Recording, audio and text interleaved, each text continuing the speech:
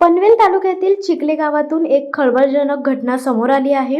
इथे एका सख्या चुलत भावानेच भावाची लोखंडी कोयत्याने निर्घृण हत्या केली आहे। कोणत्या तरी कारणावरून तसेच जुन्या वादातूनच ही हत्या झाली आहे। या घटनेमुळे परिसरात एकच खळबळ उडाली आहे। सविस्तर माहिती अशी की पनवेल तालुक्यातील चिखले गावात मृत आनंद धनाजी पाटील वय वर्ष 32 हा राहतो, तर त्याचा सक्का चुलत भाऊ भरत पांडुरंग पाटील वय वर्ष 42 हा सुद्धा याच गावात राहतो। त्याचा रिक्षा चालवण्याचा धंदा आहे। तसेच हे दोघे नात्याने एकमेकांचे सक्के चुलत भाऊ असून त्यांच्यात आपसात जुने वाद होते।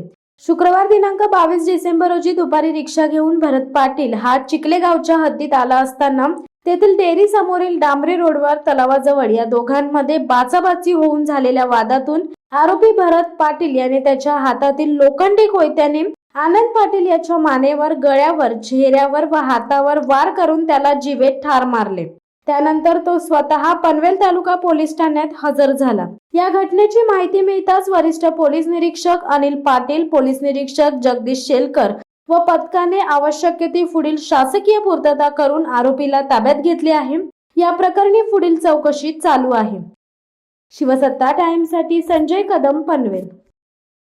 दे धडक बेधडक वृत्त देणाऱ्या आपल्या शिवसत्ता टाइम्स न्यूज चॅनलला लाल बटन दाबून सबस्क्राईब करा आणि बेल आयकॉनला क्लिक करायला विसरू नका।